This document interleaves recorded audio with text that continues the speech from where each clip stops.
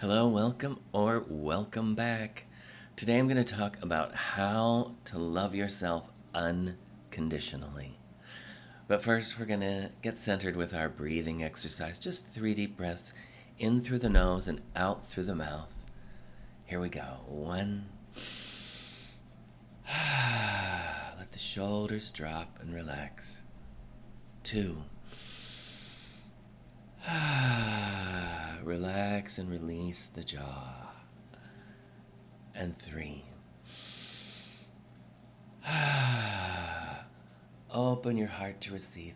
I open to receive the gifts of God. I open to receive the blessings of the universe. However you want to say it, we're open to the flow. Okay, let's get going here.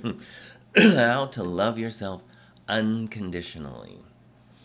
So this is going beyond conditional love. I love myself when I'm at my perfect weight. I love myself when I do exactly the right thing. I love myself when I have all of my projects done. I love myself. This is all conditional, performative. Something that really kind of inspired me today to talk about this is there is a series that came on Amazon that's called Overcompensating by Benito Skinner. And I guess it is based on his own life experience. And so it's the story of him going to college and trying to act straight and coming to terms with being gay. And it's a comedy and it has some touching moments. It's very funny. And it really is about that process of coming out. But ultimately, it really is about self acceptance and self love. And the overcompensating is not just about that. It's everybody in the movie is basically doing that. And that's a very common, of course, thing when we're young and we're figuring out who we are and we're trying to find a group to fit into and we're trying on different things. So there's that process going on. But there's also this little side story with his parents. And you can see that it really still doesn't have that much to do with youth necessarily because his father is still in that process of I'm trying to present to the world an acceptable image, a story, a front, a mask that will be accepted by other people. But ultimately, it comes down to us accepting and loving ourselves. And his mother is more on that journey of I'm just going to enjoy my life. I'm going to be who I am. I'm going to try different things. I'm not going to be afraid of what people think of what I'm doing. So this can be an ongoing journey all through our lives because that critical voice inside of us, and some have it more than others, but everybody has it to some degree.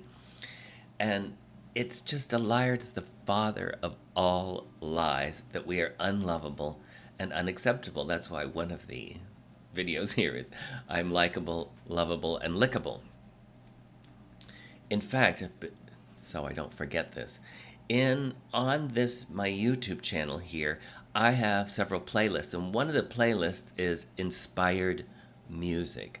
So one of the things that's on there is the Bethany song that I play at the beginning of all of my live talks, have for many, many years. That's on there. It's called Go Within. But I've also posted there, I Love Myself the Way I Am, which is something that we sang at the Louise Hay Hayride on Wednesday nights here all through the 80s when we met together.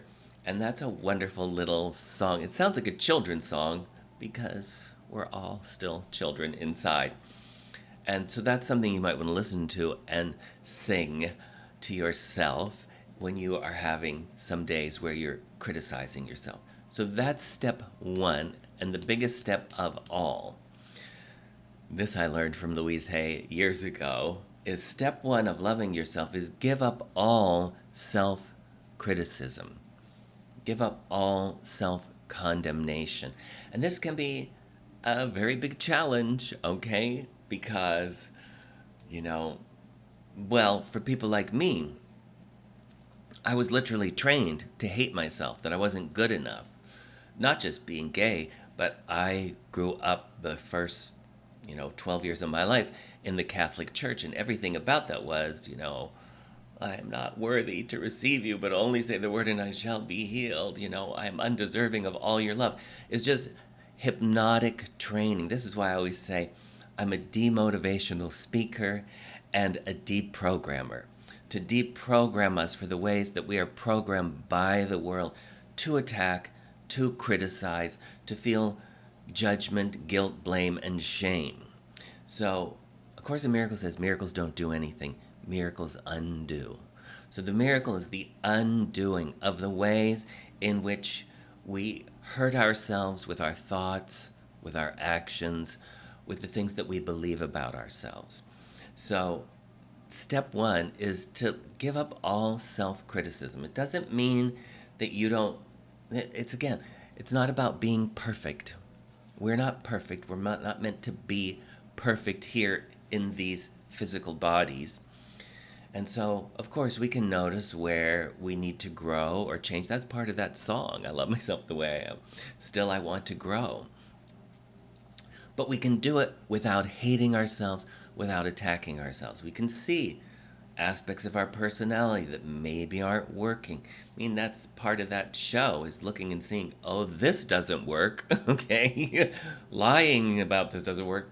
Being phony doesn't work. This doesn't work. And we're, living in an age where the masks are so out there of all the social media of compare and despair. Why is that person doing so much better than I am? Why does that person have this? Why are they achieving that? I'm working at that. I'm doing. So it is about just quieting those voices and then actively, and that's why, so much of my work is affirmative, about affirming I'm worthy, I'm lovable, I'm enough. One of my books I wrote quite a while ago is the Self-Love Boot Camp. So this is a 90-day boot camp to take you through the process of accepting and loving and not just tolerating yourself.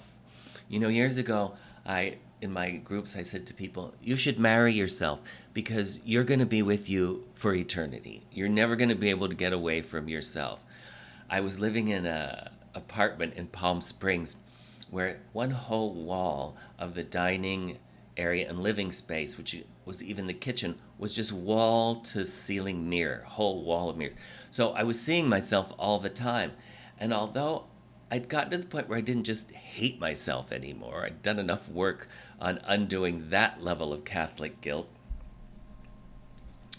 I treated myself like a roommate I had mild contempt for. I would look in the mirror and go, oh, God, look how fat you've gotten, look how old you're getting, and all your hair is gone, and I have a million things here, sitting here.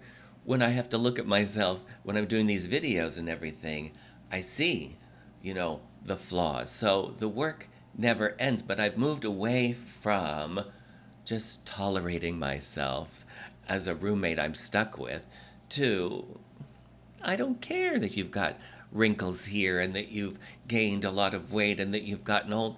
I think you're adorable. I love you. You're fabulous. You're doing a good job. I encourage myself, and that's really, we have to encourage ourselves. Emerson's graduation was recently, and Jennifer Coolidge gave the speech there. And you should go online and watch that because a lot of what she says is about that. The other thing that I do every day, still for years and years and years, is the Daily Sheets and the Happiness Boot Camp, where I take that judgmental, critical voice and turn it around by saying, no, this is what went right yesterday. This is where I got it right, instead of always focusing on where I made a mistake and I didn't do it perfectly. And I set my energy going in a certain direction. And this is a lifetime journey for many of us, to love and embrace and celebrate who we are. So, and we'll talk more about this in the future, but that's good for today. Love yourself. What's not to love? I love you. I love you. I love you. Have a glorious, fabulous day. Leave a comment, like, subscribe to the channel. Go to jacobglass.com for more information. Have a glorious day. You deserve it.